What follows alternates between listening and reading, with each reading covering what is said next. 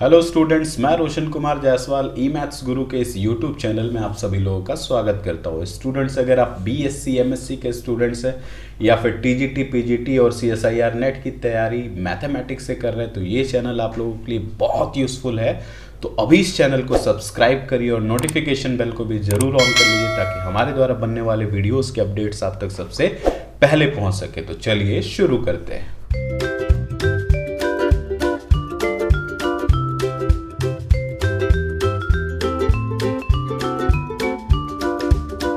Students, जैसा कि आज स्क्रीन पे आप ये देख पा रहे हो, लिखा हुआ है अलजेब्रा ऑफ कन्वर्जेंट सीक्वेंसेस की बात की जा रही है। अलजेब्रा ऑफ कन्वर्जेंट सीक्वेंस क्या होता है इसके बारे में सीखेंगे आज। इम्पॉर्टेंट है, यूनिवर्सिटी एग्जाम्स में इससे थ्योरम्स डायरेक्टली पूछे गए हैं और बाकी कंपटीशन में ये अलजेब्रा ऑफ कन्वर्जेंट सीक्वेंसेस के आपको जस्ट स्टेटमेंट्स याद रखने हैं। मतलब क्या होता है ये आपको पता होना चाहिए, कैसे होता है ये हम अभी सीखेंगे अपने यूनिवर्सिटी एग्जाम के लिए, लेकिन क्या होता है ये आपको बाकी कंपटीशन में डायरेक्ट अप्लाई करना है, इसलिए उसको याद रखना है। तो सबसे पहले अलजेब्रा ऑफ कन्वर्जेंट सीक्वेंसेस होता क्या है इस पे बात करते हैं। इसकी डेफिनेशन है, यहाँ पे बोला गया है कि if F N and G N, let F N and G N be two sequences, दो सीक्वेंस है आपके पास, we define the sum, difference and the product of the sequences fn and gn by fn plus gn, fn minus gn and fn into gn respectively. We denote the above sequences by sequence fn plus gn, fn minus gn and fn into gn respectively. क्या मतलब है? बहुत simple सी meaning है, इसको बहुत complicate करने की ज़रूरत नहीं है। हमारे पास दो सीक्वेंसेस है, अगर सपोज करिए sequence F N and sequence G N, और आपका ये विश है कि आप इन सीक्वेंसेस के सम के बारे में, मतलब एक ऐसा सीक्वेंस बनाना चाहते हो जो इन दोनों सीक्वेंसेस के सम पे डिफाइन हो। तो आपको सिंपली क्या करना है कि यहाँ से इसका nth टर्म लेना है एफ एन और इसका nth टर्म लेना है जी एन, ये ले लिया आपने। अब अगर आप सम करना चाहते हो तो इन nth टर्म्स को सम कर दो, f n plus g n हो जाएगा simply for all n belongs to this natural number. आप डिफरेंस निकालना चाहते हो तो सिंपली इन nth टर्म्स को डिफरेंस निकाल लो, माइनस कर लो for all n belongs to natural numbers. Product करना चाहते हो प्रोडक्ट भी कर लो, मल्टीप्लिकेशन यानी कि, तो एफ एन इंटू जी एन nth टर्म को for all n belongs to n। Even एक और चीज़, अगर ये जी एन किसी भी वैल्यू के लिए, जैसे ये पहला पॉइंट था, ये दूसरा पॉइंट था, ये तीसरा पॉइंट था, पहले इन तीनों को डिफाइन करते हैं। तो सम को हम लोग सिंपली, अगर हमको डिफाइन करना है तो सीक्वेंस के n टर्म्स को लेकर के उनको सम कर ले। अब इसका सीक्वेंस बनाना है तो आप ऐसे सिंपली, ये जो सम के बाद जो आएगा रिजल्ट वो इसका सीक्वेंस बनेगा, यानी इन दोनों सीक्वेंसेस के सम का सीक्वेंस ये है। सिंपली देख के भी आपको समझ में आ रहा होगा। वैसे ही डिफरेंस का सीक्वेंस ये है, वैसे ही प्रोडक्ट का सीक्वेंस ये है। ऐसे हम लोग इसको डिफाइन करते हैं, कोई प्रॉब्लम इसमें नहीं होनी चाहिए।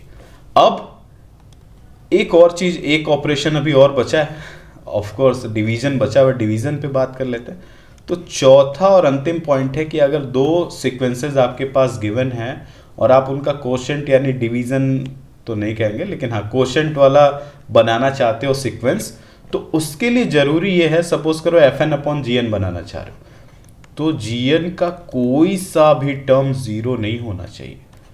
For all n belongs to n, gn का कोई सा भी टर्म जीरो नहीं होना चाहिए फॉर एवरी n। तब हम लोग ये fn अपॉन gn जो है ये डिफाइन करेंगे कोशेंट के जैसे, कोशेंट ही इसको बोला जाता है, और इसका सीक्वेंस बनेगा fn बाय gn। ठीक, सिंपल, जैसे सम था, डिफरेंस था, प्रोडक्ट था, यहाँ पे कोई प्रॉब्लम नहीं आ रही थी। लेकिन F N upon G N यानी क्वोशंट करने में आपको प्रॉब्लम आएगी कब, जब ये ऑफ कोर्स डिनोमिनेटर जीरो हो जाए तब, तो हम ऐसा सीक्वेंस यहाँ पे चुनेंगे जो कभी जीरो ना हो किसी भी n की वैल्यू के लिए, तब fn/gn डिफाइंड होगा और उसका सीक्वेंस ऐसा होगा। तो ये है algebra of the sequences. Algebra of sequences मतलब सिंपली आप उसके सम, डिफरेंस, प्रोडक्ट और कोशेंट के बारे में बात कर रहे हो, अलजेब्रा ऑफ सीक्वेंसेस है ये। लेकिन हमारा हेडिंग देखो क्या था, अलजेब्रा ऑफ कन्वर्जेंट सीक्वेंसेस है ये। तो इतनी बात अगर समझ में आ गई कि किस बारे में बात हो रही है, तब हम बढ़ते हैं आज के अपने पहले थ्योरम की तरफ। पहला थ्योरम हमारा ये कह रहा है कि if limit fn is equal to k and limit gn is equal to l, then sum of these two fn, या सिंपली ऐसे पहले हम बोल दो कि limit fn plus gn is equal to this k plus l। ये लिखा हुआ है यहाँ पे, कितना प्यार से लिखा हुआ है ये। और फिर अगेन k को लिमिट fn और l को लिमिट gn बोला जा रहा है, क्योंकि यही तो है लिखा हुआ।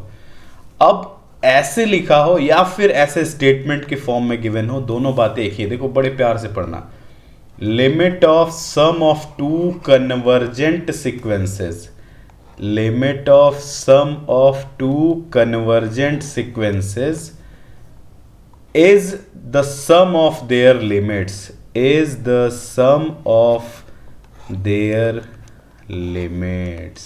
ये बात यहाँ पे कही जा रही है।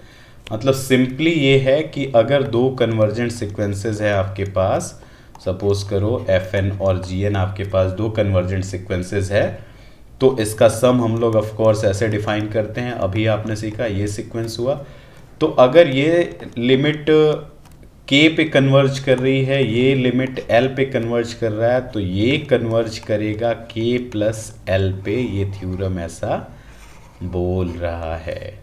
मतलब fn अगर k पे कन्वर्ज कर रहा है, gn अगर l पे कन्वर्ज कर रहा है, तो उनका सम जो है वो k प्लस l पे कन्वर्ज करेगा, ऐसा बोल रहा है। तो लेट्स सी, थ्योरम है भैया, वो बोल रहा है तो बोलने दो, हम तो प्रूफ करेंगे ना। आओ प्रूफ करते हैं। दो सीक्वेंसेस है अपने पास तो हम मान लेते हैं, और दो कन्वर्जेंट सीक्वेंसेस है, ये ध्यान देना है। दो कन्वर्जेंट सीक्वेंसेस हैं अपने पास, सिंपल सीक्वेंस नहीं है, कन्वर्जेंट सीक्वेंस है। आओ प्रूफ करते हैं, मजा आएगा। Let fn and sequence gn be two convergent sequences. दो कन्वर्जेंट सीक्वेंसेस है अपने पास, ठीक है, कोई बात नहीं है। तो कन्वर्जेंट सीक्वेंस है तो इसकी कुछ लिमिट भी होगी। लिमिट, जिस लिमिट पे ये कन्वर्ज कर रहा होगा, तो वो लिमिट्स को भी हम डिफाइन कर लेते हैं। Let k and l be the limits of sequence fn and sequence gn respectively। हमने कह दिया कि भैया मान लिया कि ये इसके लिमिट्स हैं, कन्वर्जेंट है तो कोई लिमिट होगा, तो लिमिट हमने मान लिया k fn का और l gn का। सम को भी डिफाइन कर दे रहे, we define sum of sequences as fn plus gn and denote as sequence fn plus gn। Simple बात है, जो हमने अब तक सीखी है बस वही। यहाँ पे दो कन्वर्जेंट सीक्वेंस लेने को बोला था, हमने दो कन्वर्जेंट सीक्वेंसेस ले लिए, उसके लिमिट्स ले लिए, इसके सम को डिफाइन कर दिया कि n टर्म को लेकर के हम सम करेंगे और इस सीक्वेंस को ऐसे दिखाएंगे। प्रूफ क्या करना है खुद अपने को, we shall prove that limit, not sequence जैसा नहीं लिखना है, इसको टर्म लेते हैं ना हम लोग। Limit fn plus gn is equal to K plus L, ये हमको प्रूफ करना है। ठीक है, आओ चलो प्रूफ करते भैया। बहुत इजी है, बहुत ध्यान से सुनना। अब देखो Fn एक कन्वर्जेंट सीक्वेंस है अपने पास, ऑलरेडी बोला गया है। चलो तो सिंस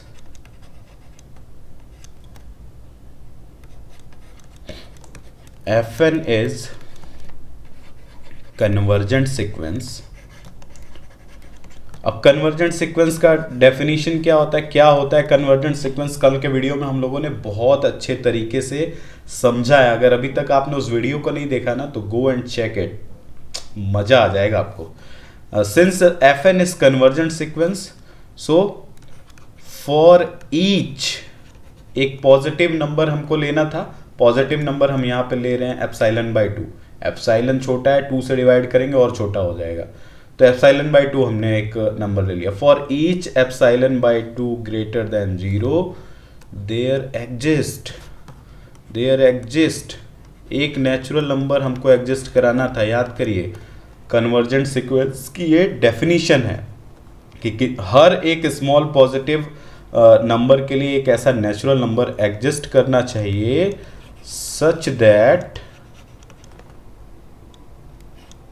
Fn, और Fn की लिमिट क्या है, Fn की लिमिट है k और Gn की L थी, तो Fn minus k is less then, हमने छोटा स्मॉल पॉजिटिव नंबर लिया है epsilon by 2, so Fn minus k का mod is less than epsilon by 2 for all n greater और इक्वल टू m1।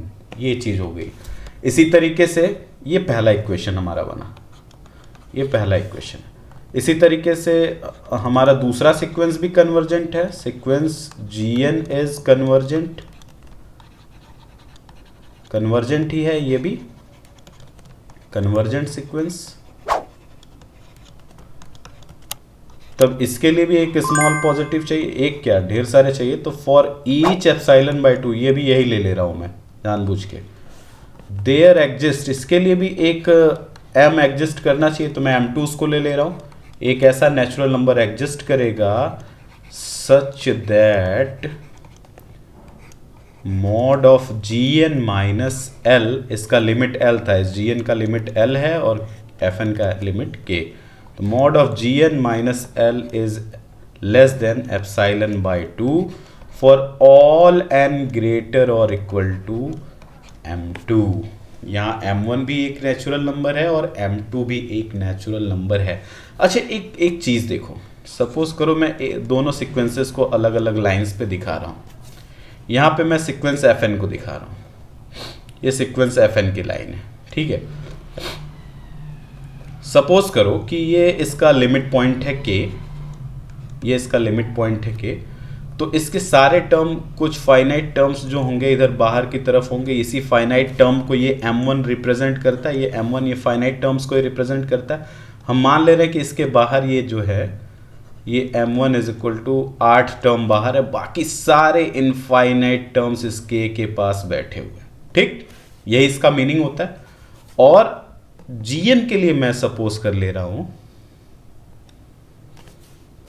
Gn के लिए भी एक सीक्वेंस सपोज मैं कर ले रहा हूं। सीक्वेंस सपोज क्या कर ले रहा हूं, सीक्वेंस है ही अपने पास, सीक्वेंस Gn जिसकी लिमिट है L, और इसके लिए मैं मान ले रहा हूं कि 20 टर्म्स बाहर थे, m2 is equal to 20 terms बाहर थे, बाकी सारे इनफाइनाइट टर्म्स यहां बैठे हुए।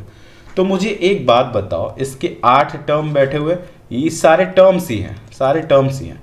तो अगर मैं इसको बोलूं कि 20 टर्म के बाद इसको चेक करना है, तो क्या इसका कन्वर्जेंस पे कोई असर पड़ेगा? नहीं पड़ेगा। तो इन दोनों m में से मैक्सिमम वाले को अगर ले लिया जाए, 20 टर्म के बाद चेक किया जाए, तो हम एक कॉमन पॉइंट के बाद देखेंगे कि ये चीज़ सेटिस्फाई जो कर रही थी वो कर रही थी। अब इससे फ़ायदा क्या होगा कि हम एक कॉमन m को ढूंढ पाएंगे, है ना। तो ले आते कॉमन m। क्यों कॉमन m ले आ रहे? क्योंकि उसका एक आगे यूज़ है, देखिएगा क्या यूज़ है। तो इसको इक्वेशन 2 बोलेंगे, ये हमारा इक्वेशन 2 है, और हमने एक m बना लिया है, तो m के लिए भी कुछ बात कर दे रहे हैं।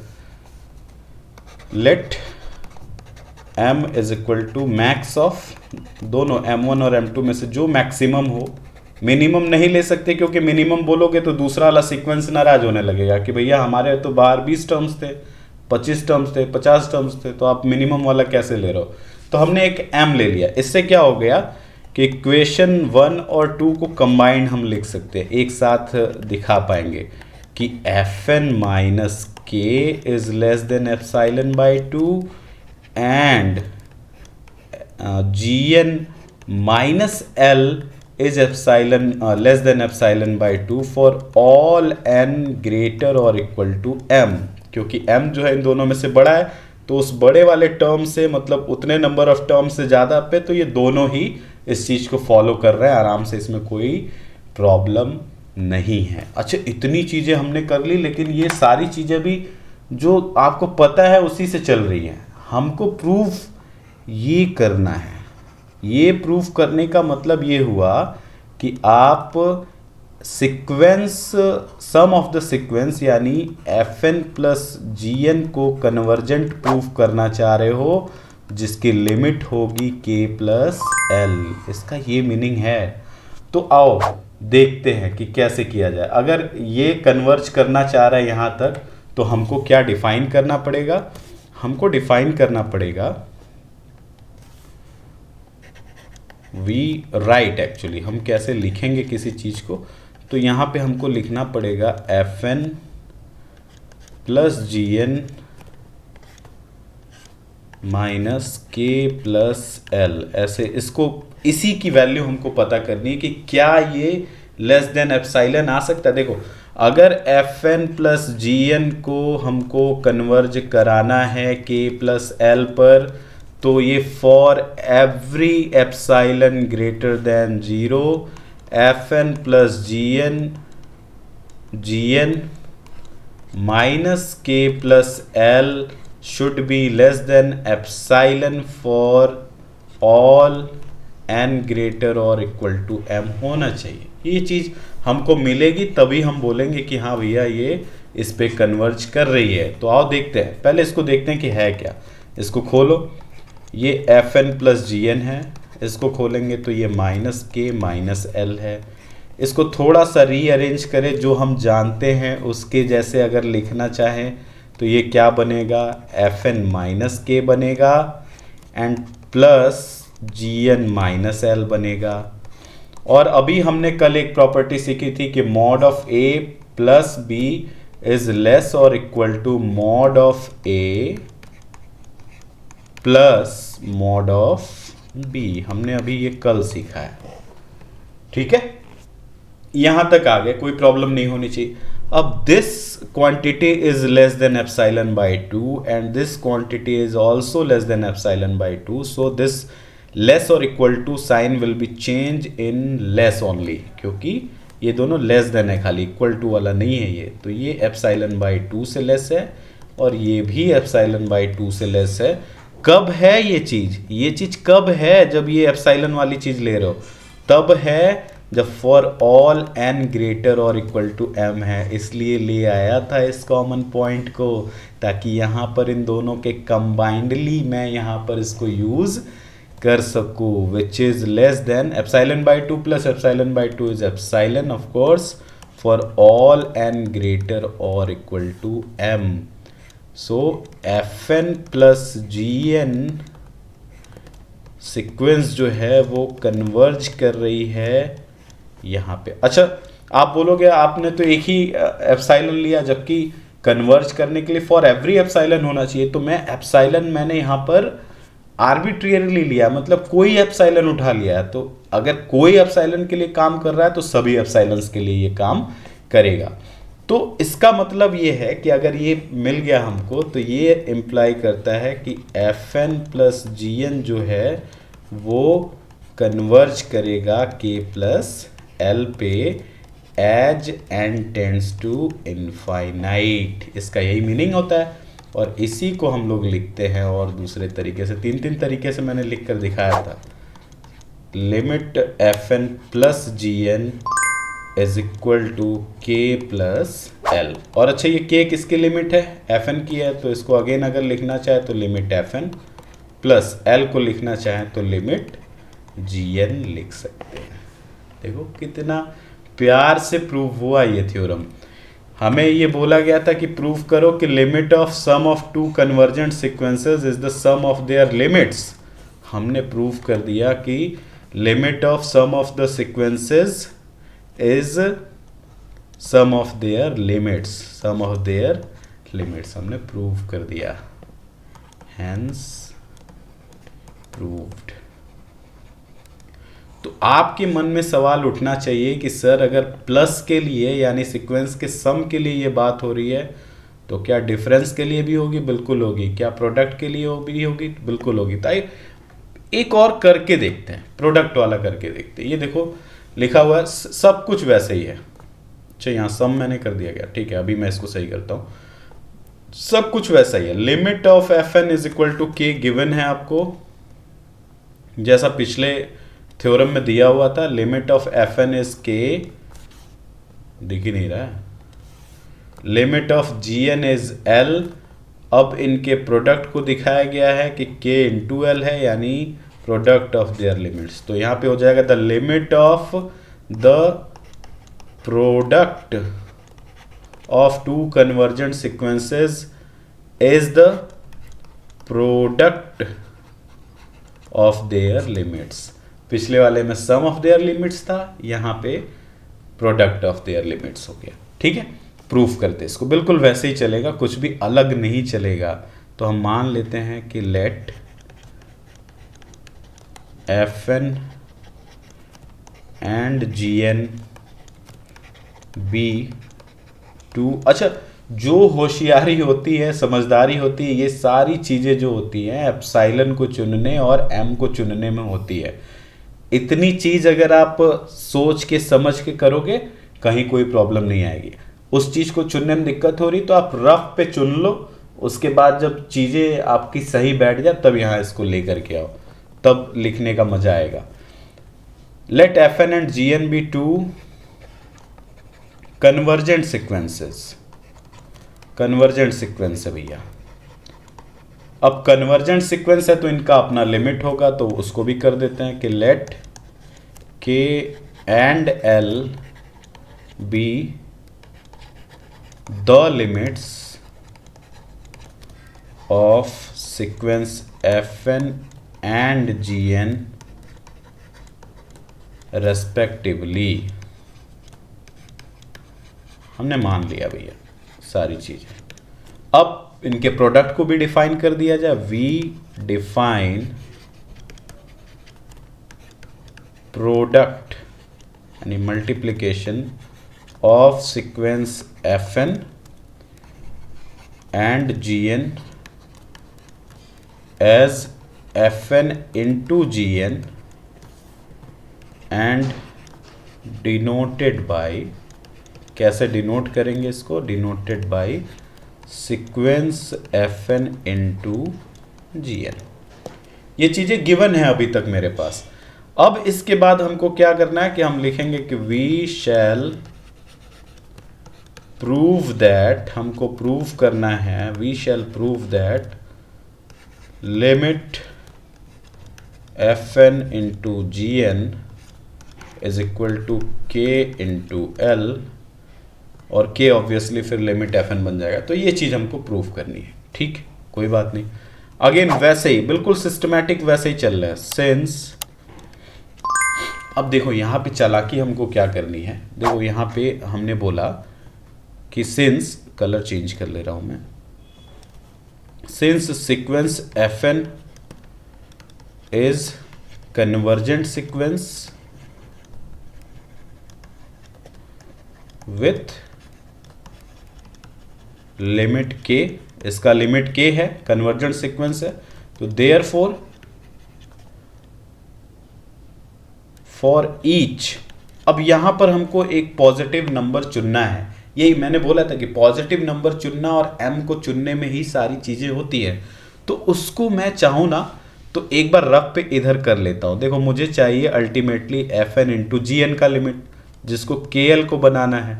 ठीक है, तो इसको अगर मैं डिफाइन करूं तो अल्टीमेटली हमको इसको एफ एन माइनस के और जी एन माइनस एल बनाने की कोशिश करना है। तो ऐसे तो नहीं दिख रहा है ये कि कुछ भी बन रहा है, लेकिन अगर इसको थोड़ा सा आप तोड़ मड़ोड़ करो तो बन सकता है ये k इंटू जी एन कर लो प्लस और k इंटू जी एन कर लो माइनस, इससे कोई फर्क पड़ेगा नहीं और माइनस के एल ऑलरेडी है आपके पास। सो ये मॉड है।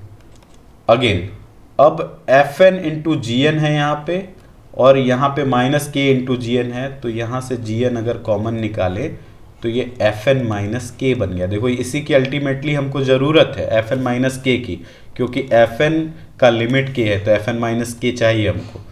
और इसमें से और इसमें से अगर के को बाहर निकालें ऐसे, तो ये बनेगा जी एन माइनस एल, ऐसे ये बन जाएगा। ये देखो ये सारी चीज़ें रफ पे चल रही हैं, यहाँ पे दिख रही है हमको। अब ये mod of A plus mod of B है, तो ये बन जाएगा mod of ji N into mod of F N, ये लेस और इक्वल टू यहाँ पे हो जाएगा mod of ji N mod of F N minus के plus mod of K mod of G N minus L, ये बन गया यहाँ पे, है ना। अब देखो इतनी चीज़ें हमारे पास आ गई, हमको इसकी वैल्यू यहाँ पे देनी है, इसकी वैल्यू यहाँ पे देनी है। तो इसको मैं, अच्छा जीएन का मॉड का क्या मतलब हुआ, देखो जीएन कन्वर्जेंट सीक्वेंस है, जीएन कन्वर्जेंट सीक्वेंस है, सारी चीज़ें समझ लेना है क्योंकि यहीं पे सारा खेल है। जीएन कन्वर्जेंट सीक्वेंस है और कन्वर्जेंट सीक्वेंस हमेशा बाउंडेड होता है। कल के थ्योरम में हमने पढ़ा है कि every convergent sequence is bounded but not conversely, मतलब कन्वर्जेंट है तो बाउंडेड होगा, लेकिन बाउंडेड है तो कन्वर्जेंट होगा कि नहीं होगा हम कह नहीं सकते। लेकिन यहाँ कन्वर्जेंट गिवन है तो ये बाउंडेड है, और बाउंडेड होने का मतलब है कि इसका मॉड ऑफ जी एन जो है ये लेस और इक्वल टू किसी एक नंबर से, सपोज कर लो वो नंबर है, सारा नंबर हमने यूज कर लिया, सपोज कर लो वो नंबर सी है, सी हमने यूज कर लिया, सी कोई नंबर है, तो जी एन जो है ये सी से लेट्स है, इसका मॉड जो है वो लेस है। बाउंडेड का मतलब ही मैंने बताया था कि किसी नंबर से बड़ा होना चाहिए, किसी नंबर से, और किसी नंबर से छोटा होना चाहिए। फिर मैं बाद में आपको इसी को एक्सप्लेन किया था कि इस चीज़ को ऐसे भी लिखा जाता है। तो हमने वो नंबर मान लिया सी हो गया जिसके लिए ये बाउंडेड है, तो mod of G N is C हो गया, मतलब यहाँ पर सी है। तो एक एक चीज़ समझा रहा हूँ, इंटू एफ एन माइनस के है प्लस मॉड ऑफ के into G N minus L है। तो एफ एन माइनस के के लिए अगर आप एप्साइलन चुन रहे हो तो एप्साइलन बाई सी चुन लो, सी कैंसिल हो जाएगा, एप्साइलन बाई 2c चुन लो। और जी एन माइनस एल के लिए चुन रहे हो तो एप्साइलन बाई 2 मॉड के चुन लो, इसी के को चुन लो, तो कट जाएंगी वो चीज़ें और एप्साइलन बाई 2 मिलके एप्साइलन बन जाएगा, है ना। तो आओ, जब इतना समझ ही लिए हो तो यहाँ पे चलते हैं again.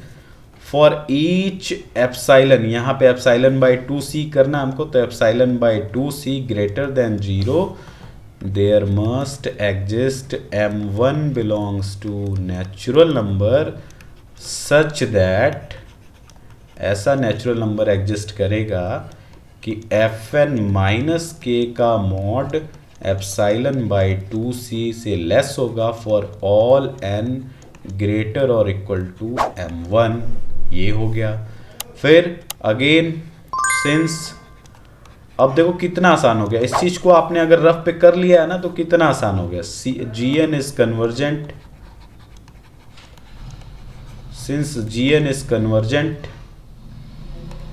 With limit l, therefore, यहां पे भी देयरफॉर होना चाहिए था, देयरफॉर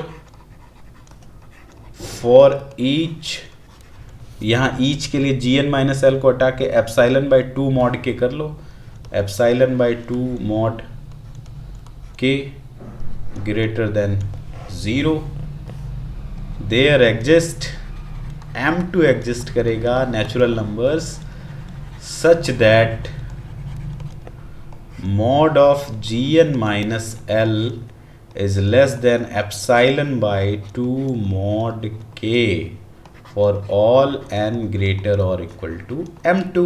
अब हमने इन दोनों को अलग अलग डिफाइन किया है और यूज हमको एक साथ करना है, तो इसको एक साथ डिफाइन करने के लिए फिर वही m1 और m2 का मैक्सिमम वैल्यू ले लिया जाए। m1 और m2 का मैक्सिमम वैल्यू ले लिया जाए तो क्या होगा, इससे m1 और m2 का मैक्सिमम वैल्यू जब हम लेंगे तो लेट हमने एक m ऐसा चुना जो मैक्सिमम है इन दोनों m1 और m2 से, तो इससे हमको फ़ायदा ये मिलेगा कि fn माइनस के का मॉड जो less than epsilon by 2c है एंड gn माइनस l का मॉड जो कि less than epsilon by 2 mod k है, ये फॉर ऑल n ग्रेटर और इक्वल टू m हो जाएगा। एक जगह पे हम लोग इसको ले आ सकते हैं ताकि फिर इसी को एक साथ यूज कर ले। ठीक, अब यहाँ पे जो हमने रफ किया था उस चीज़ को यहाँ ले आएंगे। वी राइट, हम लिखेंगे mod of fn into G N minus K L, हमको इसी की वैल्यू चाहिए तो करेंगे भैया fn इंटू जी एन, ऐसे तो कुछ बन नहीं रहा है, मैंने बोला था कि k इंटू जी एन को माइनस कर लो, k इंटू जी एन को प्लस कर लो और माइनस के एल तो ऑलरेडी है, रहने दो। यहाँ पे जी एन कॉमन लोगे तो ये बनेगा fn, इसको मैं कलर चेंज करके लिख दूँ तो आपको ज़्यादा अच्छे से समझ में आएगा।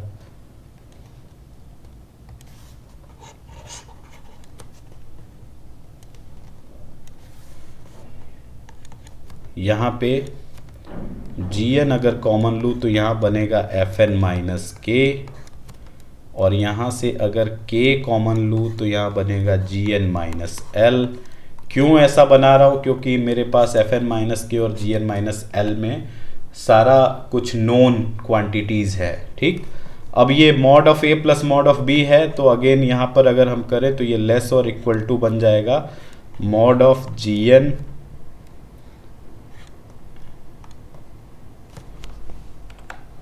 Mod of gn fn minus के, फिर mod of k gn minus l, और मॉड जो होता है ये प्रोडक्ट पे ऐसे ही नॉर्मली बाहर आप ला सकते हो, mod of gn mod of fn minus के plus mod of k mod of gn minus l, ये चीज़ बाहर ले आ सकते हो।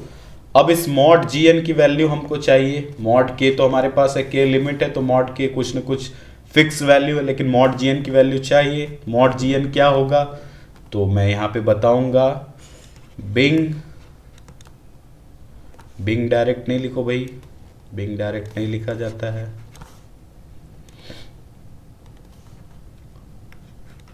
gn बीइंग कन्वर्जेंट, चूंकि ये कन्वर्जेंट है तो इसका इम्प्लीकेशन होगा कि gn इज बाउंडेड। ये सारी चीज़ें मैं आपको यहाँ समझा चुका हूँ, यहाँ पे समझा चुका हूँ कि ये कैसे कैसे क्या चीज़ें हैं, लेकिन मैं लिख करके आपको दिखा रहा हूँ कि अगर gn कन्वर्जेंट है तो ये बाउंडेड होगा, तो इसका इम्प्लीकेशन होगा कि ये मॉड ऑफ gn जो होगा वो किसी नंबर c से लेस और इक्वल टू होगा for all n belongs to natural numbers, ये होता है। ठीक है, gn बाउंडेड है तो मॉड gn की वैल्यू c लिख सकते हैं, तो लिख दो यहाँ पे फ्रॉम, इसको मैं अगर कह दूँ 3, फ्रॉम 3 वैल्यू रख दो वहाँ पे फ्रॉम 3 में, तो ये mod of fn into gn minus k into l is less और equal to c mod of fn minus k plus mod gn minus l।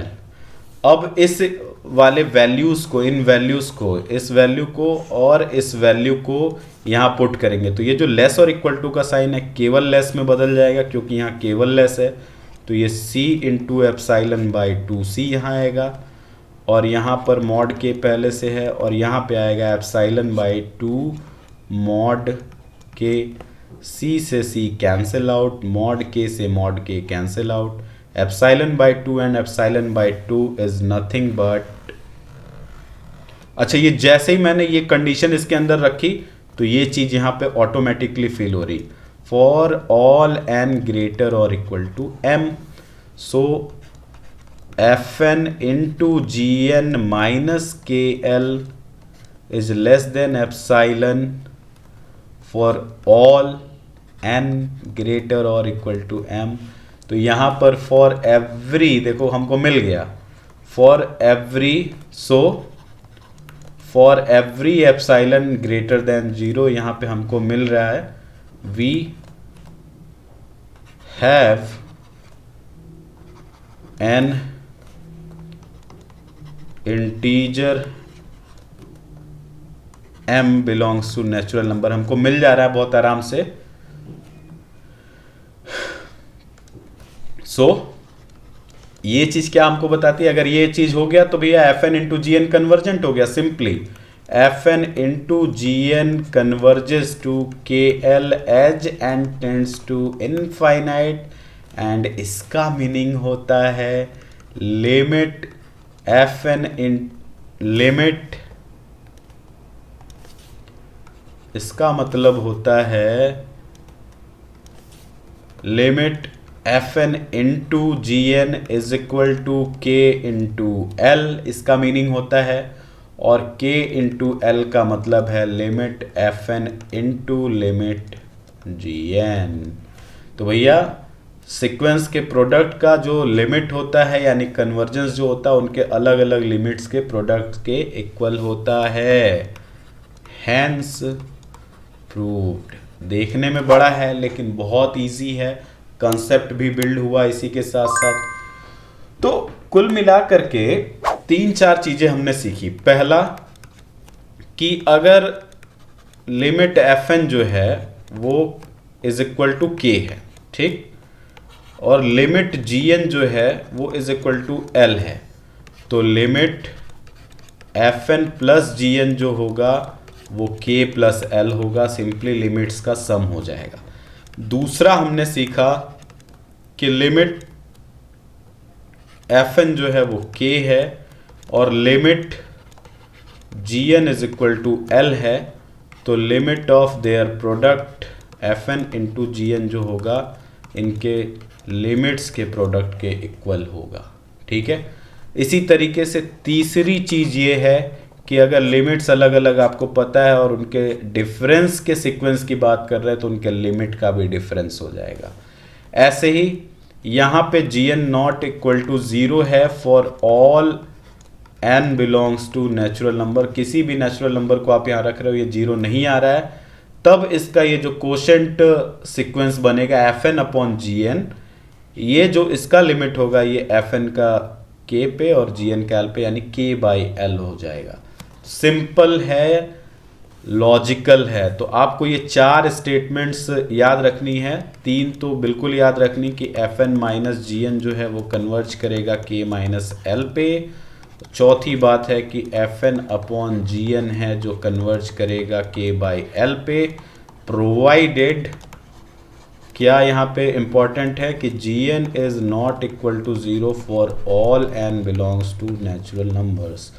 ये था अलजेब्रा ऑफ कन्वर्जेंट सीक्वेंसेस। आप इन दोनों को अपने से प्रूफ करने का ट्राई करिएगा। मैंने इन दोनों को यानी सम और प्रोडक्ट को जानबूझ के इसलिए कराया क्योंकि ये दर्जनों बार, ध्यान से सुनिएगा, क्योंकि ये दर्जनों बार यूनिवर्सिटी एग्जाम में पूछा जा चुका है और ये दोनों एकाक बार पूछा गया है कहीं किसी यूनिवर्सिटी में, लेकिन ये दोनों दर्जनों बार पूछा गया, इसलिए इन दोनों को मैंने करा दिया। लेकिन स्टेटमेंट आपको याद रखना है कि सम का सम पे जाएगा, प्रोडक्ट का प्रोडक्ट पे जाएगा, डिफरेंस का डिफरेंस पे और कोशेंट का कोशेंट पे। तो उम्मीद करता हूं कि ये वीडियो आपको पसंद आई होगी। अगर ये वीडियो आपको पसंद आई है तो वीडियो को लाइक करके जाइएगा। चैनल पे नए हैं और अभी तक चैनल को नहीं सब्सक्राइब किया तो क्यों नहीं कर रहे हो यार। अभी भी मैं चैनल का स्टैट्स देखता हूं तो उसमें 50% से ज़्यादा, मतलब लगभग 70% लोग ऐसे हैं जो वीडियो को पूरा देख रहे हैं लेकिन सब्सक्राइब नहीं कर रहे हैं। भाई पैसे नहीं लग रहे इसके, सब्सक्राइब कर लो, करो अभी, करो सब्सक्राइब। नहीं अभी करो, मैं नहीं जानता, अभी करो तो मिलते हैं नेक्स्ट वीडियो के अंदर। बहुत इंपॉर्टेंट कंसेप्ट और थ्योरम्स डिस्कस होने वाले हैं अगले वीडियो में, तो अगले वीडियो को बिल्कुल भी मिस मत करना। इस वीडियो को भी पूरा देखना, और अगर आपने अभी तक रियल एनालिसिस के 4 वीडियोस पीछे जो हुए हैं उनको नहीं देखा है तो उन्हें भी जाकर के देखो। आपको बहुत अच्छे से समझ आएगा, एक कंसेप्ट बिल्ड होगा। यूनिवर्सिटी एग्जाम में तो आप एक्सेल करोगे ही, उसके साथ साथ आगे आपका जो ड्रीम है उसको भी आप इससे पूरा कर पाओगे इजिली। चेक करो। मिलते हैं नेक्स्ट वीडियो के अंदर। Thank you.